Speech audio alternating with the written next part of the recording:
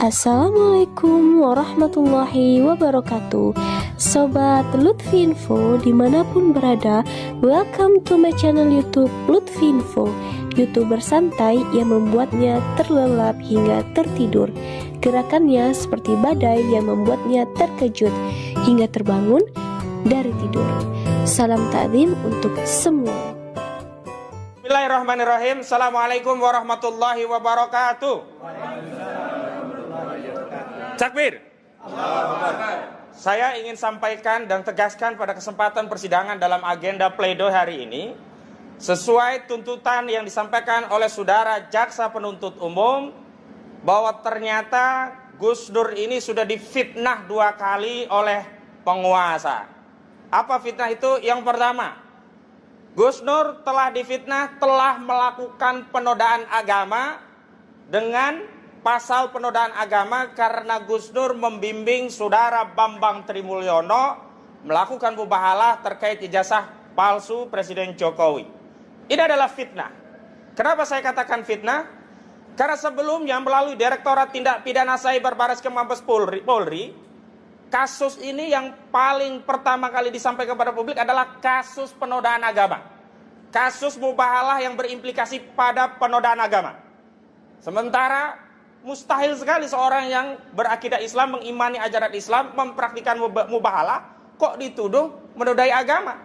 Dan terbukti di dalam persidangan tidak ada satupun saksi yang dihadirkan yang mewakili Majelis Ulama Indonesia, sebagaimana disampaikan oleh Profesor Dr. Mompang L. Pangabean dan juga ahli pidana Dr. Muhammad Taufik, bahwa untuk membuktikan unsur penodaan agama itu harus ada keterangan dari ahli agama, dan ahli agama itu adalah ahli agama yang otoritatif dari agama yang terkait. Dan karena mubahalah itu ajaran Islam, maka ahli agama itu harus dari Majelis Ulama Indonesia. Dan dalam tuntutan jaksa, Gus Nur dituntut 10 tahun bukan karena penodaan agama.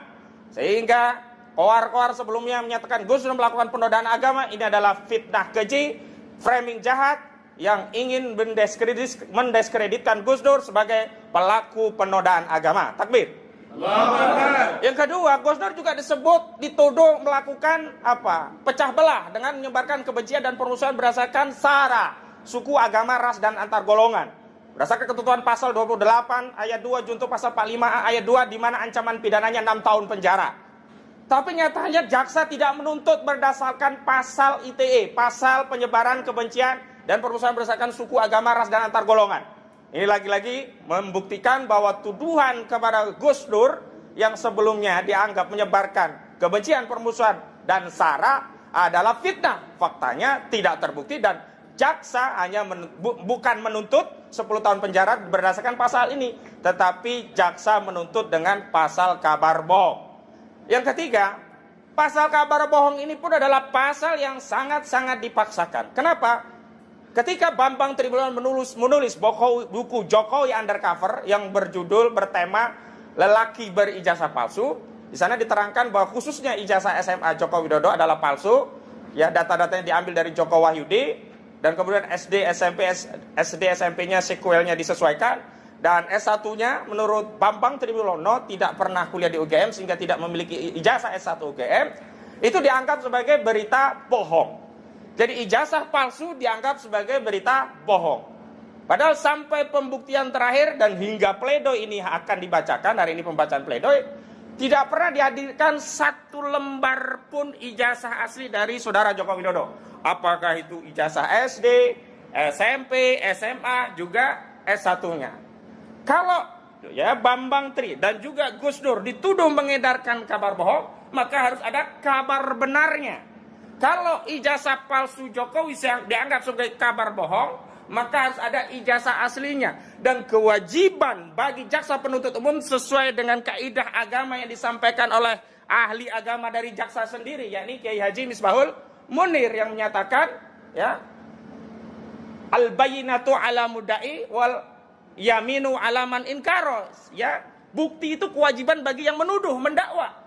Sementara sumpah bagi yang mengingkari. Nah, dalam kasus kabar bohong ini yang mendakwa jaksa, yang harus membuktikan Gus Dur atau Bambang Tri itu telah melakukan kabar bohong, harus jaksa. Dan untuk membuktikan ijazah palsu itu adalah kabar bohong, dengan menghadirkan ijazah aslinya. Dan sampai hari ini tidak ada ijazah aslinya di pengadilan. Tidak ada. Yang ada hanya keterangan temennya, pernah mancing bareng, pernah hobi bareng. Gurunya, dia itu katanya smart, tapi yang lain mengatakan juga nggak pintar-pintar amat. Yang satu mengatakan ranking satu terus, yang lain biasa-biasa saja. Semua saksi-saksi pun saling bertentangan. Tetapi yang paling penting tidak ada satupun saksi yang melihat langsung ijazah Jokowi. Dan yang paling penting tidak pernah dihadirkan ijazah itu meskipun hanya selembar. Sehingga dengan demikian ujaran kabar bohong ini pun sebenarnya tidak terbukti. Karena kabar benernya tidak pernah ada, ijazah aslinya tidak pernah dihadirkan di persidangan.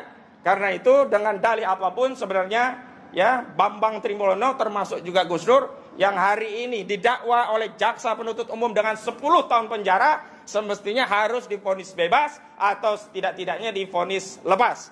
Dan dalam kesempatan ini ada sejumlah tokoh-tokoh dari Iluni UI, ada dari UI Watch ya maksud saya, kemudian ada dari GNPF Ulama, ada juga dari Bang Aziz Januar dan teman-teman rekan sejawat yang lainnya akan menyampaikan pandangannya. Demikian dari saya sebagai pengantar. Wassalamualaikum warahmatullahi wabarakatuh. Ya, dari Iluni dulu. Nah, nanti dari GNPF, Iluni, baru tim lawyer. Assalamualaikum warahmatullahi wabarakatuh. Kami UI Watch hadir di sini mendukung perjuangan tim pengacara yang telah membela Gus Nur tanpa pamrih.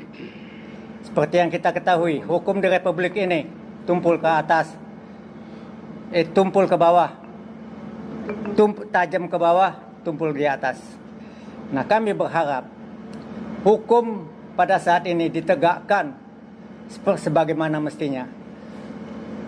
Tim pengacara di sini telah berusaha untuk menunjukkan kepada kita, inilah hukum yang benar. Tetapi pada saat ini dari JPU sepertinya tidak melakukan pekerjaannya secara proporsional. Dan kami berharap supaya hakim yang akan memutuskan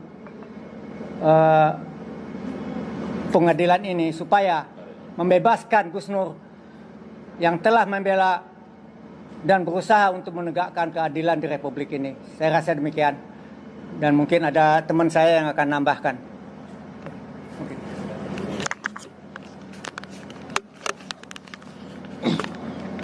Bismillahirrahmanirrahim. Assalamualaikum warahmatullahi wabarakatuh. Waalaikumsalam warahmatullahi wabarakatuh.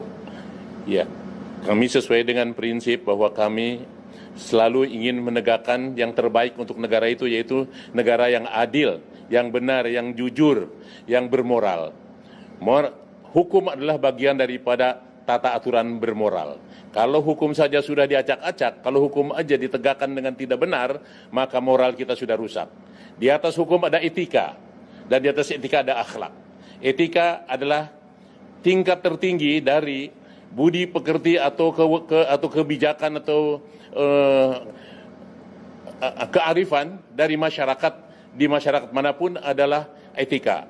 Tetapi akhlak adalah kearifan dan kebijakan dan semua perbuatan dan moral yang berdasarkan ketuhanan. Tentu yang menilai adalah Allah Subhanahu wa taala dan tentu juga akan mendapat sanksi dan mendapat pahalanya dari Allah Subhanahu wa taala.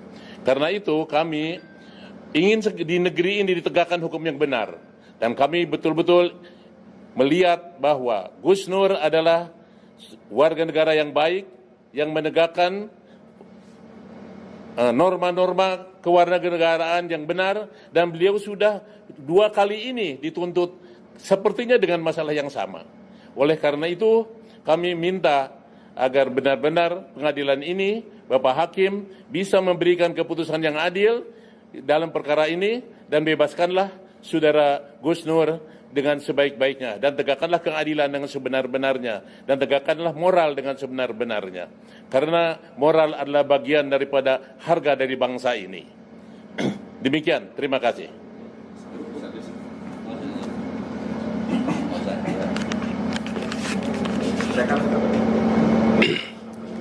Bismillahirrahmanirrahim. Assalamualaikum warahmatullahi wabarakatuh. Saya Yusuf Muhammad Martak, Ketua Umum Gerakan Nasional Pengawal Fatwa Ulama, yang pertama-tama mengucapkan kepada Gus Nur yaitu selamat atas perjuangan beliau di bulan yang suci Ramadan ini. Beliau berjuang menegakkan kebenaran dan akan melakukan seluruh perjuangannya melalui mubahala. Tadi sudah dijelaskan oleh pengacara kita tentang apa yang dilakukan Gus Nur, malah dibalik. Sebenarnya kalau seandainya mubahala dianggap itu adalah sebagai penistaan agama, lalu apa artinya tentang mubahala ada di kitab suci Al-Quran? Ini semua mengada-ngada, tapi Gus Nur saya anggap orang yang telah berhasil berjuang menegakkan keadilan, dan insya Allah seandainya beliau tetap dizalimi oleh hakim atau jaksa atau pemerintah yang zalim, insya Allah Gus Nur akan dibebaskan oleh Allah Subhanahu wa Ta'ala. Amin. Amin. Dan saya memberikan apresiasi yang setinggi-tingginya kepada jajaran pengacara, advokat, dan seluruh partisipan yang ikut di dalam perjuangan Gus Nur. Hingga hari ini insya Allah semua amalnya diberikan balasan oleh Allah Subhanahu wa Ta'ala. Karena mereka bukan melawan hanya jaksa dan hakim, tapi mereka telah melawan kezaliman kekuasaan yang dilakukan secara sewenang-wenang. Hari ini kedatangan saya ingin bahagia seandainya sebagai warga negara bisa melihat ijazah asli. Tapi seandainya saya pulang dari tempat persidangan ini, saya tidak pernah melihat ijazah asli, saya akan menyesal dan saya akan malu di mata bangsa dan di mata dunia internasional, di mana ada seorang pemimpin negara tidak mempunyai ijazah asli atau bahkan memalsukan ijazah di saat melakukan pendaftaran-pendaftaran di dalam pemilihan-pemilihan yang telah berhasil dilakukan. Insya Allah seandainya Presiden Republik Indonesia, Saudara Jokowi, dalam hal ini bermasalah dengan ijazah, insya Allah pada sidang nantinya bisa membuktikan ijazah aslinya agar tidak membuat kegaduhan. Justru kegaduhan itu berkepanjangan akibat tidak pernah dibuktikannya ijazah yang diharapkan. Insya Allah seluruh pejuang yang hadir pada hari ini mendapat keberkahan dari Allah dan selalu mendapat kesehatan, dan jangan berputus asa. Berjuang bukan untuk mencapai keberhasilan, karena perjuangan itu biarlah anak cucu kita nanti yang merasakannya. Wabillahi taufiq wal hidayah. Wassalamualaikum warahmatullahi wabarakatuh. Waalaikumsalam warahmatullahi wabarakatuh. Bang Damai, Bang Aziz. Engkau mau berapa juga? Oh iya. Penutup dengan Ya, terima kasih. Assalamualaikum warahmatullahi wabarakatuh. Ya, kita semua sebenarnya shock ya, cukup kaget juga dengan tuntutan. Sebenarnya bukan masalah hukumannya, karena kalau hukuman itu bisa diatur lah gitu kan tuntutannya. Tapi yang kita cukup shock adalah ternyata yang dijadikan dasar adalah lagi-lagi soal berita bohong. Jadi tools atau alat kolonial, alat penjajahan Belanda yang dulu digunakan untuk membungkam Republik gitu kan, ini digunakan ironis sekali lagi-lagi setelah beberapa saat yang lalu ada Habib Rizik, kemudian juga Habib Bahar gitu kan, dan lain sebagainya. Saat ini lagi-lagi menimpa Gus Nur gitu kan. Bagaimana tools dari company, dari VOC, dari penjajah digunakan untuk menindas sesama bangsa sendiri. Ini menurut saya satu hal ironis yang menurut saya perlu jadi catatan kita semua. Kemudian yang kedua adalah saya balik bertanya, kalau misalnya memang betul kita mau menegakkan hukum material sebagaimana oleh abang-abang tadi sudah dijelaskan ya, bagaimana dengan gembar-gembor atau anasir-anasir atau dialektika yang sudah dikemukakan bahwa Gus Nur ini dituduh menistakan agama, kemudian menimbulkan keonaran gitu kan. Kita di sini meminta hati nurani para pemirsa sekalian dan juga majelis hakim tentunya, terutama ya dalam memutuskan apakah nanti orang-orang atau pihak-pihak yang mengatakan bahwa Gus Nur ini melakukan penghinaan terhadap agama, kemudian telah menghiburkan juga keonaran, itu dapat juga dipidana terkait dengan kabar bohong itu, gitu loh. Kita minta di sini kalau memang betul ya hukum ini dijadikan alat untuk menegakkan keadilan dan kebenaran, gitu kan. Tapi kalau alat hukum memang dijadikan legitimasi untuk penindasan, legitimasi untuk membungkam, jadi tools social control untuk membungkam oposisi dalam ini Gus Nur dan Pak Bambang Tri, maka sudah jelas rakyat dapat melihat jelas. Kalau besok memang tidak ada tuntutan hukum terkait dengan kabar-kabar yang mengatakan Gus Nur adalah penghina agama atau melakukan penghinaan terhadap agama, maka jelas kita dapat melihat bahwa diskriminasi hukum nyata terjadi, dan juga lagi-lagi yang digunakan adalah alat yang digunakan oleh para penjajah untuk membungkam para rakyat Indonesia dulu. Ini yang sangat ironis dan harus dihentikan. Sekarang ada di majelis hakim, dan secara opini saya yakin memang masyarakat insya Allah sudah cerdas gitu kan. Masa ada orang mengatakan sesuatu kemudian dituduh untuk berita bohong dan juga dibawa ke meja hijau, sedangkan yang lain-lain tidak. Ini kan jelas diskriminasi dalam penegakan hukum. Demikian saya bisa sampaikan. Semoga insya Allah majelis hakim dibukakan mata hatinya nanti untuk memutuskan jangan menjadi bagian legitimasi untuk kezoliman, dan juga jangan jadi legacy untuk kedepannya anak cucu kita menyaksikan bagaimana diskriminasi dalam penegakan hukum, dan kita adalah bagian dari penindasan itu. Mari majelis hakim kita buka semuanya supaya adil untuk masyarakat dan juga untuk anak cucu kita melihat bagaimana tindak tanduk sepak terjang Anda dalam menegakkan hukum di Republik ini. Demikian, terima kasih.